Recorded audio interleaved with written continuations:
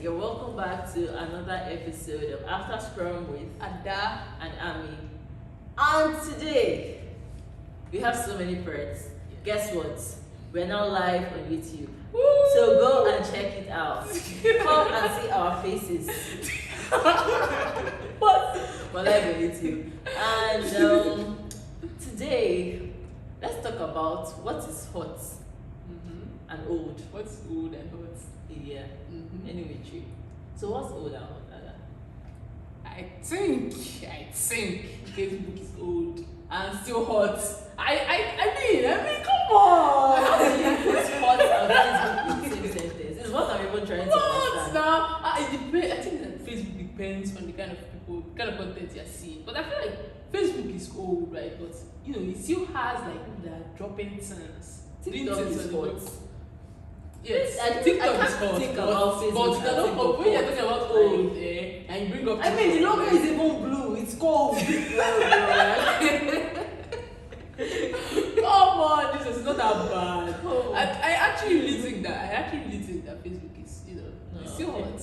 Okay, that's good because I've not opened Facebook in a long time. Well, I mean, Well. To each there's his some, own. there's some people there's some Facebook that left for Twitter and then Yes, just ran like back. me. Exactly. How did they there's run some back? There's some people that stay. I mean, they But there's probably ran back because of VPN, nothing more. They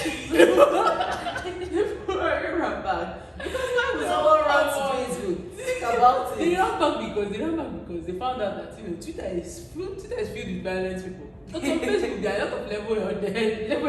Let's Yeah, not go there. Let's yeah. not go there. It's true. Let's not go there. But Let's not go there. I agree TikTok is hot. But TikTok is not as old. It's just like comparing a 30-year-old. So we didn't say which of them is the oldest. But you have to appreciate the fact that like Facebook is like way older and still like and then TikTok is like Please, if you and think it's old. Facebook is hot, let's know. But if you think I'm right, let's know. Wait, which one? What makes you right or wrong? I'm saying that TikTok is hot too, but then Facebook is also hot. I'm right, like Facebook is cool. That's what I mean by that. Right. Joan, what do you think? Well, Facebook is older and still. hot. Say Wow. it. You want to say And I know that you're saying one because it's a When was last time you logged in on Facebook? Okay, don't worry. I think that's sensitive. Yeah. That was so mean, but at least I logged into Facebook like a few minutes ago. I'm proud of it. To each his own.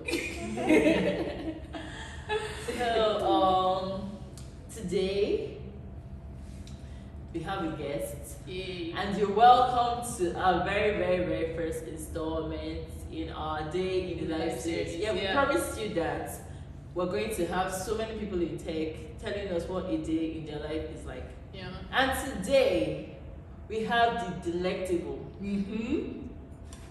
Please. I don't have more words. Come on! The delectable, the incredible, the amazing. I won't say amazing Spider-Woman. Oh my God. Okay, so today we have with us an AI specialist. Yeah. And her name is, please can you tell us, can you introduce yourself to us? My name is Joan. Hi everyone. Hi. Hi, Joanne. So can you tell us a bit of what you do? Okay, so I work as an AI research engineer. Okay. So basically, that means doing projects in artificial intelligence, creating intelligent apps that See, can when you say impact- artificial intelligence, let me tell you personally. Sorry to cut you short. Not robots. But there's this meme that when you're saying something, Facebook, Instagram, and which other app, they are listening, so I will give you ads. When you want to buy something, the moment you're about to click on the button, they're like, You don't need to want to buy, just be saying it in your house. Exactly. You just come out and see ads. oh, That's what comes to my mind when I hear AI.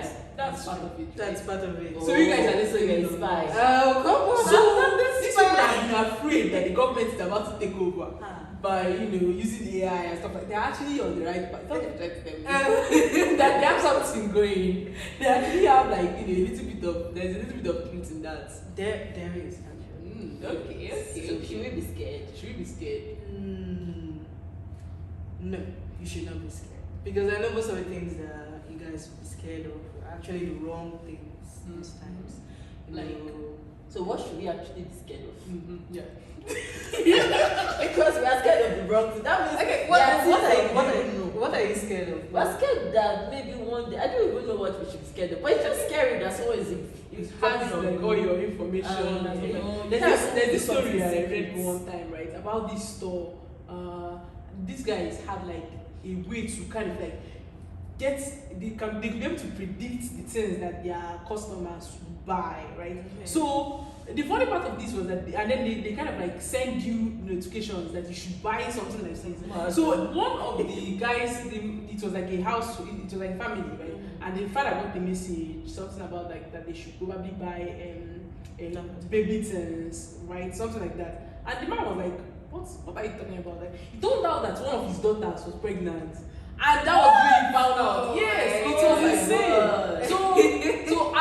So things like that, right? When they are not like, so you find out about this. They knew that she bought pregnancy kits. No, her pattern of behavior, the type of things that she bought wasn't tallying anymore. I think that maybe she used to buy tampons at some point and she didn't buy them at that point. And then I don't even know how they did that. And all I know is that they used the AI. I figured that. They actually has cut back on some of the mails that they sent. Because it's very funny because that was the way the father found out that the daughter was actually like, why am I getting this? Exactly. Who does it? You actually that's actually a valid thing to be scared of. Yeah. So yes, that's kind of thing that Yeah. I think sometimes so I see some memes where they're like that some people are afraid of like AI. And their AI is about to take over the world, while the AI is just trying to figure out which one is cat or so.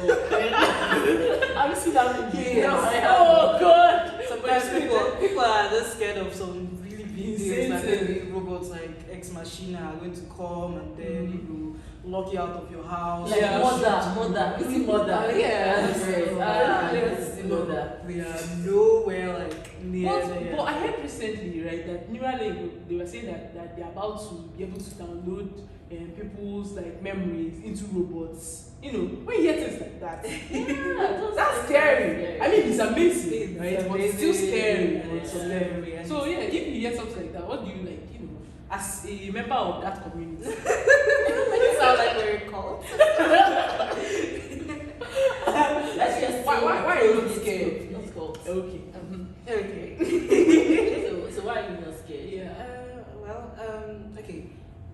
Well, since these things have been happening, we found out that these problems, these issues that arise of maybe come from the kind of data we source from people, and as there are improvements and more scary things increasing, we also have the rising need for ethics. So I think the ethics committees, even like between countries, even the European Union and all of them, they have AI ethics, which is increasingly being taught. So they need to make sure that the kind of data you're taking, is it private? Are we, infringing on some rights on the users? And what kind of thing are you putting out there? Is it something that could, possibly create a bias? Because there's one horrible one they had in Florida about using this crime investigation algorithm. Yeah. So and was still racist. Yeah, oh my god, it was like really exactly. racist. So much AI was racist. Exactly. Yes. They built bias into the.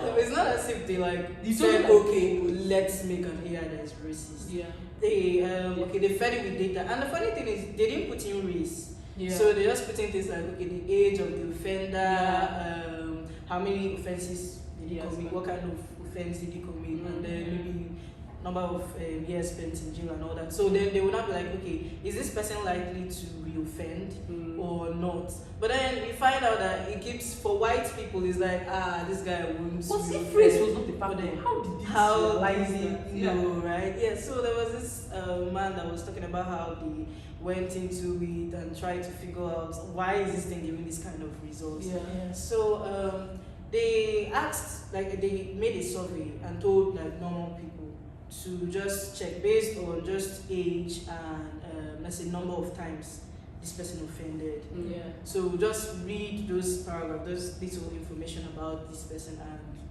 try and tell us, do you think this person will offend or not? Just random people off the streets. Yeah. And they found out that the accuracy, I think they got like maybe 67 point something accuracy, which was the same thing. The AI was like 65 point something. So then the AI was like almost the same accuracy with any random person. So it wasn't really. It wasn't like that far. It wasn't that good enough. And I think that's one thing that is really important. They need to make sure how accurate is this thing before we let it out. And most times it's not easy to get a very good accuracy. So that's why they have something called human in the loop AI. So there's someone there to be like, okay, we know that you can make good decisions, but then you made a decision. Why did you make this decision? Does it really make sense?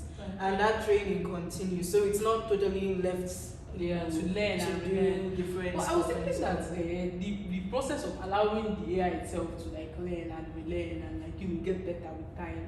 I was thinking that was actually like at least it doesn't have like one person or like this human in the loop. This first time I'm actually hearing about that, but I was thinking that at least it doesn't have that like bias of like having someone just like making use of raw data from different. That's the relearning now. So maybe they gave it bad food before, they'll not be like, okay, so it didn't work. There was a part I actually left out. So when they looked further into those two data points, the age and how many times the person has offended, they noticed that black people, in US, if you're a black person, you're just walking on the street to police will just profile you, or something just happens and maybe a shoplifting incident, a white guy and maybe his black friend, and then they think it's a black person. So we notice that these black people have more counts of police altercations. So somehow it's reflecting that.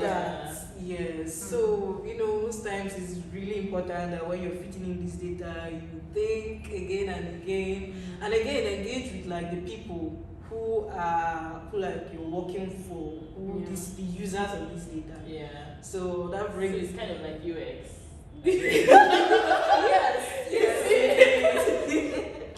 Oh god, I think we're actually getting ahead of ourselves because we're supposed to start off by you telling us like what's a typical day in your life as an AI, but as someone that works in AI, like what's that like? What happens like on the day you have to go to work? You have to go to work. Like, can you walk us through that process? Okay. So up in the morning, bright and early, off to work, and okay. So bright and early, is it like 8 o'clock or like 5 o'clock? Or like 10 o'clock? Like 9 a.m. Okay. Like typically. Okay. Like average, like 9:30. Okay. So work starts. Usually, once in a quarter, there's this exploration thing I do where I go out, look up, a couple of ideas or areas in AI that I want to look into. Maybe something in computer vision, like maybe recognizing something, maybe like food or maybe logos or stuff like that. Or maybe next time I want to do something that has to summarize text. But depending on what I see the company doing and what I feel like I'm really interested to pursue. So then I have a bunch of topics that I have. So down in the morning, I come, I look up on my topics. I say, okay, this is where I want to focus on. So one thing I normally start from is reading papers.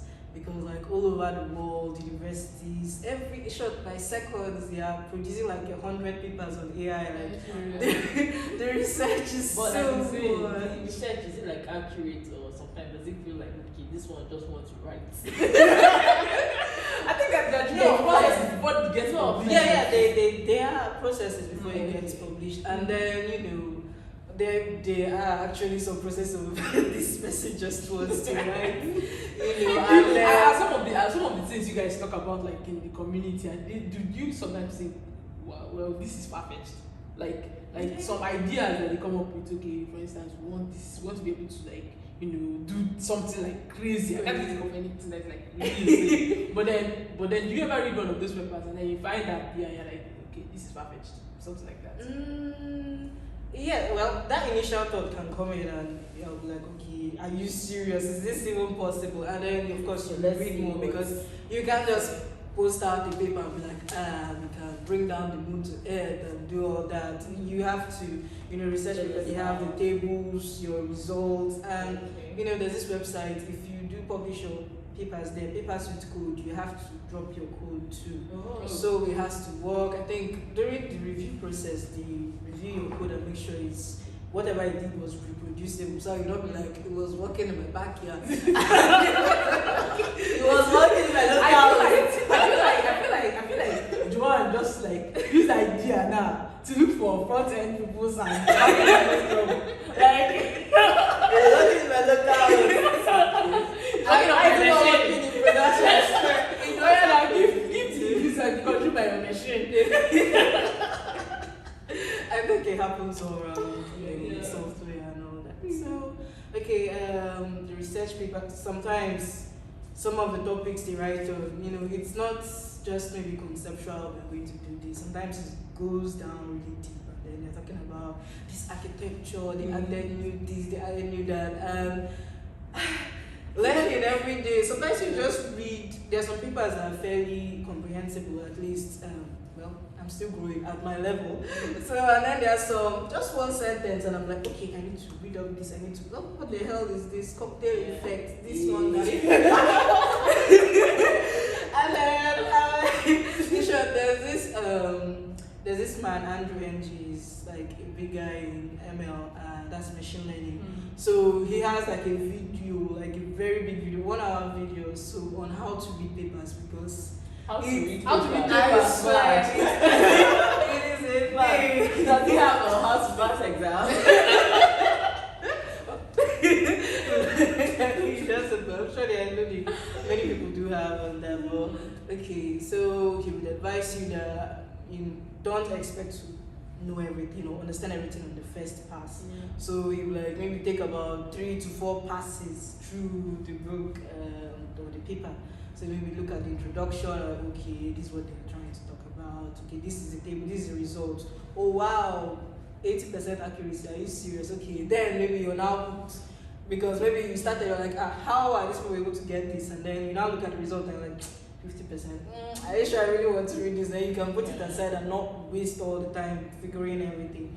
But then when you now see the results and you're interested, you can go further and then start cracking everything into it. So I pick out papers and then of course along the line, like I mentioned, I run into a couple of things I need to read more on or listen to lectures. I like university lectures that maybe Stanford or YouTube or MIT or some of these Coursera courses or there's this Khan Academy too for maths because there's also a bunch of maths down there. So then when I feel like I have the idea, the concept gotten down, I think I move on to the code and try to experiment. I think I experiment with their data first, and I try to maybe mix it up with maybe pull some of Nigerian local data and try out some things to see how it goes. So do you think we always have like enough data for you to be able to try out what you need? No, we don't. That's like a whole different topic altogether. I think that's our major problem with AI and all this data technology. Data. We don't have this data management culture. We don't collect data as in even in hospitals, places, everything is manual and there's no system of storing it on a computer or backing it up. And these are the places that we can have data that would really help us. Maybe finding out the cure for diseases or vaccines and all that. I feel like that's part of the reason why, like, now everybody talking about COVID and, like, things that we can do to make it better. Nigerians are like, Nigerians like, give us vaccine. Give us vaccine. And the vaccine on top of it will be expired. Yes, and then how are we even sure it's even like the best for us, because we have maybe some different genetic makeup due to our demographics and all that. So that's why they keep crying about diversity in AI for all. People should come and join the whole table. Even abroad right now, you see a couple of scholarships out there saying, yeah, we want more black people, we want underrepresented groups, because the bias happens when not enough people are on the table to speak up and be like, hey, this is not fair to us. Exactly. You're not even giving the right data. And people are not saying that exactly. It's not If the data is not present, then it works for a particular group of people. Exactly. And then all you have to do is to complain and say blah blah blah. Then that's your business, because where are you? Exactly. Yeah. So I'm sure, like, when they were doing that whole crime investigation thing, probably there weren't many black people to be like, okay, let's test it, black people, let's test it on us. Like, because there was this lady on TEDx that mentioned that for her project, she worked on this kind of facial recognition system. And then she tried it on herself, and it wasn't recognizing her. And like, what the hell is this? Why? And that's why how recognizing a particular shape of how like there's some filters that you use on yourself. White people and exactly. But for black people, there's some filters that before, right, when you try to use them, they don't work on us, because we're not like, because we're not like the target market. It's now that they're now trying to like expand and like include more black people on the whole thing. Okay, go on, please. Okay, so so it's like an encouragement for everyone. Get in there with like your hands. Everybody needs to put in effort and join the whole AI team. Sorry. Okay, she continues. Okay, so another thing is also the data culture. I feel like organizations should also have that in mind. When they are creating apps, when they are giving products and services, even other institutions, it mustn't be software places like hospitals, hotels. Let everything be digital. Have a digital copy. Have this backup. You don't know, like maybe in hotels where weird things happen. If they record, information about who came in, who went out, and maybe some things like that, they could probably track down some of these crimes and stuff like that. That's true. What do you think is different from when you started? Like when you started, you don't tell us about your journey, but when you started as an AI, like you said, let's go into the AI field right now. Like, what do you think is like the major difference for you? Okay, I think at the beginning, then I had a couple of misconceptions, and there's this normal misconception of everything is one, everything is AI, and I can probably fit in every role. I can do everything. I just didn't know that there were different parts to AI. It was just like, okay, I'm doing AI. I think I should be able to do this. Okay, let's go and learn this, learn that, and this, let's go and learn this, and then you start and like, wait, something is missing, and then you want to learn about it, and you find out that it's a whole stack altogether, and then it's quite different, and like, wait. So how many different types of AI do we have? Okay. I don't know, like how many branches? Okay. So in terms of like work, what kind of work can you in AI? They have the whole data science aspect. Wait, data science and analysis is not. It's not exactly AI, okay, but then like that was the kind of misconception I had. I felt they were the same thing. I was like, so I wanted to come and hit that immediately and explain. So many people always think they are the same, but they are not. Though sometimes we do use the same methods, the same machine learning. So AI basically is just you're trying to create something that acts intelligently, something that can make human-like decisions or do something like a human being. So stuff like Siri or Google Assistant can listen to you. Yes. So those are intelligent-like stuff. Then data science is like the use of machine learning or even AI to, to solve maybe a particular business problem. So they are using data, basically mostly machine learning, not all AI. Machine learning is like showing the machine a lot of data. So machine learning, learning through data. So data science, we are using this data, and then okay, how do we understand this data? Let's use machine learning, and then the data could come from anywhere. It could be from e-commerce websites, it could be from hotels, it could be from hospitals, it could be from anything basically. So that's the data science side. So those people who want to be data scientists, they're going to be more focused on, okay, how do we move this person's business forward? What are the questions that we can answer with this data that, once they know about it, they can really improve their product. But then now, AI itself is like the product itself. It's like we have something that can understand French and translate it to English. Or we have something that's like Google Translate. Like Google Translate. So the AI itself, Google, is like a product. Then the data science is like using data to bring out conclusions. It's like using the data from the AI to do something. Like using machine learning or using AI methods to extract insights from data, to extract answers from data. That makes sense. That makes sense. So like, how long have you been doing AI? Okay, so I think that's from 2018 to like 3 years-ish. Why did you think you wanted to do AI? Yeah. Okay. Why did you go with any other, like there are a lot of branches to take, right? Why did you decide to like go for any of them? What's so special about it? No, I cannot believe I'm just asking. Like, what's so special that you have to say, okay, I'm going to do AI? I'm not hating it. Rather than she was hating. I'm not hating it. What made you decide to go into it? So I think it all started in my third year. I think I even went into higher ed because I studied electronic engineering at university.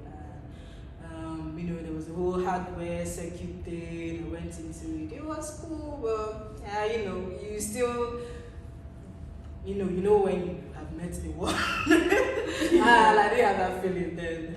And then, I think I was like, okay, maybe I want to go into software. I think I picked Java, and I was like, okay, what is this? This looks really scary. And although they had, I think I had a little bit of foundation in C, this normal calculate the area of a square, circle, stuff. It was just basic. So I was like, what other language do I learn? Why should I learn it? So I think I've been hearing a lot about Python. I was like, okay, so what am I going to use this Python to do? I was just looking, and then I now ran into one TED Talk. A TED Talk video on YouTube by this Stanford professor. Her name is Dr. Fei-Fei Li. So she had just built one of the biggest data sets for computer vision in the whole world. It still is like, I think more than 1 million images or billions of images of different categories of data. So like for just cats, you can have like 1 million images of cats, and different categories have a lot of images. And she was explaining about their task and how they wanted to make computers understand pixels and pictures just like human beings do. So she did this little demo where she showed the picture of her child, and I think the computer said something very funny that this looks like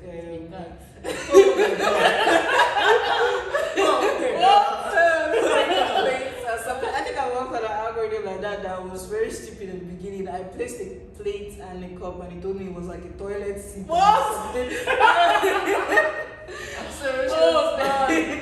That's insane. So she was trying to show, how we are trying to train these things to be better, because we have a lot of videos now, like YouTube. I can only imagine data centers that host the amount of videos we have on YouTube, and now there's TikTok, everyday videos, and we need something that can process these videos. And fast. Fast and generate insights. Maybe if you want to work on something or research on something, and you have 50 videos to watch. What if you have something that could just summarize and tell you the best ones that you could look into? That would be really nice.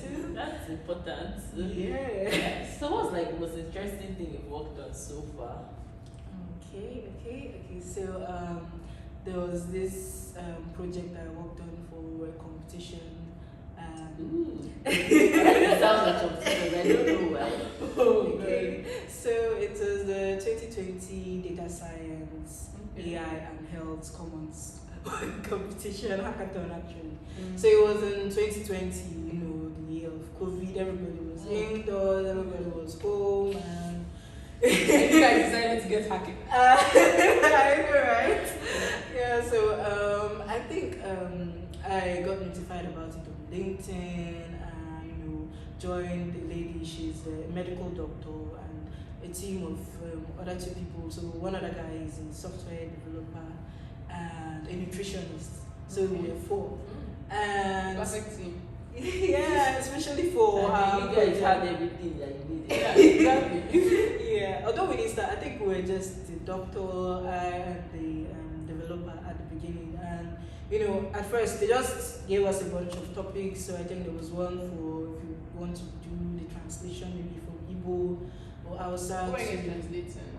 No, not for us. Like I'm just mentioning that for the hackathon, they gave us an example. Okay. Yes, that we should choose Or a you topic talk from there. Yeah. Yes, and then there was one for I think mental health and chatbots, and then there was now one for like diet and nutrition and food. So I was like, okay, I think this is something we can work on. I was asking the medical doctor, and yeah, so she was like, okay, yeah, I know a nutritionist who can come in and then we could work on something. So basically, the project was like to create an app that you could, take a picture of your food and to tell you what the food is, tell you the nutrients contained in that food. Ooh. And That life. Yeah. This is life, right? Oh, okay, it's no longer live because it was like a demo. It was Okay. on Heroku, but Heroku after like a couple of years, it's like you guys are coming back. Yeah, so we actually haven't moved that further because usually when you're done with the competition, it's left for maybe the next time they come in. They can actually pick your work and do some more things on it, like the next batch of people. I haven't really heard about that. But then, okay, so if you happen to have maybe some underlying diseases, you could enter info about yourself, and it will tell you that okay, this means it has this amount of protein, which might not be good for you, or maybe if you have diabetes, maybe they can now tell you that that portion is too much or something. But then, how did the AI know there's something like Ogiri? I know how to do it. Can you perceive it? Okay, to be pop and play. Okay, so a system like this would have actually different sections, different algorithms working on different things. So there was the algorithm that worked on the recognizing the food. So that's the one I worked on, and then we didn't have at the time because it was like a 1 month short thing. But then we can have like an algorithm that maps maybe, let's say if you want to do something like the size, you can probably say, okay, this is what 5 pieces of yam looks like, and it kind of learns to count. Or it can learn to map maybe rice. Rice normally has this and this and this content. It normally has oil, normally has tomatoes, and all jollof rice normally has all this. So, rather than just map it out on a table, we kind of like feed it in like data strings. So what happens is that we're like, okay, let's say we trained it on the picture of jollof rice. I'm like, for this picture of jollof rice, tell us what you think is inside it. And then maybe he mentions 3 or 4 things. And then we're like, okay, you got this wrong, you got that right, and then it goes and trains again until it gets better. So that could be something. But for us, I think we just used a table. There were like 34 different classes of food. There were some Yoruba food too, like eforo and all those. I found that I did not really know how to label, but then I got help because the doctor, she's Yoruba, yes. There's nutritionist. She's Yoruba too, so yes, her too. She also helped in recognizing those things. So yeah, it was really interesting. I think the part I really liked was like when we finally deployed it out there. people are like, okay, yeah, I actually snapped my food and it told me what it is. That's the best part. The best part of any project. Honestly, the point where you can see what you did, And it worked. for real life people, and swear. not just living on your machine. Yes. So did you guys win? I mean, you did complete story. Okay. Yes. We won. Like the first prize, as if it was. Wait, this is your surprise. first competition? Yes, it is. Wow, so you won first. First competition, and yeah, she's first on our day, and Okay, so many first. now. So many first, but then.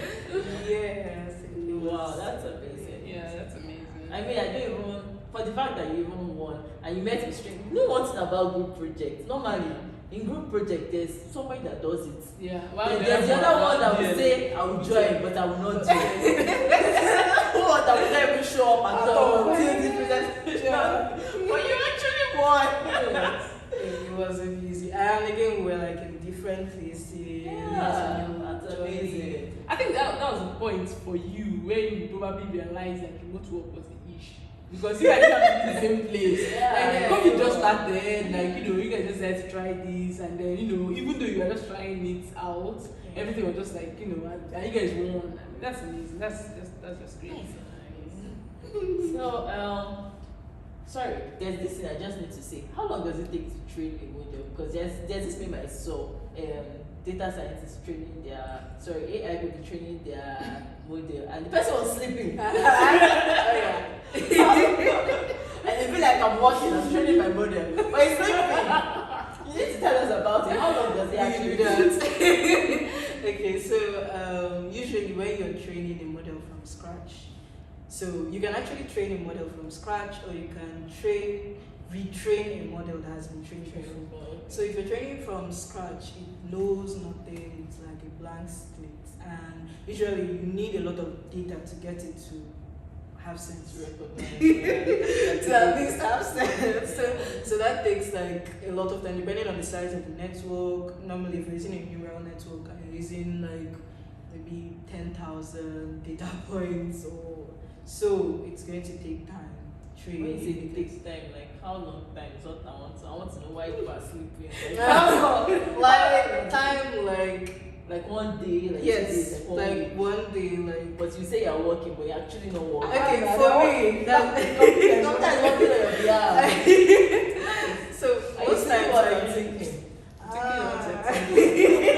Show us the way, show us the path.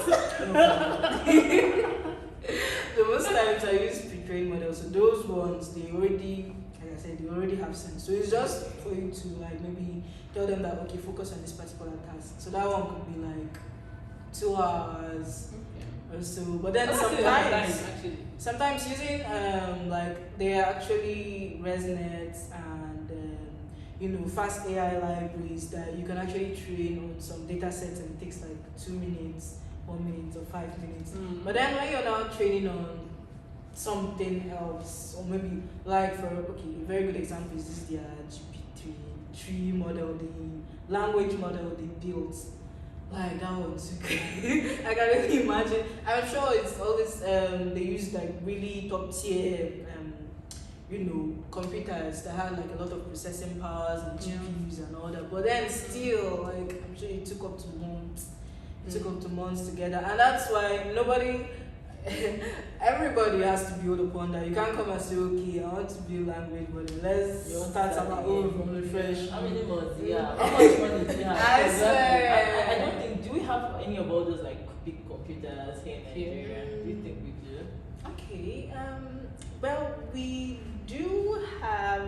Okay, so I don't know exactly What you think? but I think I know like here at Xend we do have like one that we got in recently. We actually haven't started using it yet, but then it's really a project in mind that I'll use that for. But then most times here in Nigeria, one thing we normally like to make use of is Google Colab. So you get hooked up to Google, then it's big stuff and everything. Stuff for you. Yes, and then they actually have the free version, you don't have to pay. But the thing is, you always have to be on like the whole the training of model and go and sleep. It might not really work for you because sometimes maybe some hours of inactivity you can just decide to switch off and it won't save your stuff. So but then there are some ways to get around it. Oh, that happened to me plenty times. Oh God. And you'll be sleeping happily. See that you wake up, you continue where you stop, and then you wake up and then what? That must be so annoying. We're not always sleeping though. Okay, disclaimer. Not sleeping, guys. Alright. Do you have any pet peeves about being a female AI dev? Female AI dev? Not really about the female part. Okay. But then AI, just too few people here. And it's Okay, so not sometimes necessarily about just normally they're okay, there are fewer females. This time around they're saying there are fewer it's black not people. everybody's asking like Why you do have you the think time that to is? be Why? Yeah, I feel like it's interesting. I mean, don't you? Yeah, I think it's still generally new, and another thing I don't know if companies are willing to pay for somebody to just sit down and be waiting for the computer to do its work. But sorry, also no offense. No offense, but most of what we do are like crude apps. Create, read, update, delete and all that. Most of the apps we create here are minus blockchain apps now that just coming in. Like how many years ago did we start having lots of blockchain products? So it's just mostly crude apps. So I think most employers are just want to make turnover. People have invested, so they need their money now. So that's why I think. I get because it's not a short-term investment. We can take short. If for instance you had everything, let's say you had a lot more people on your team working on what's a passion project that you want to do as if personally.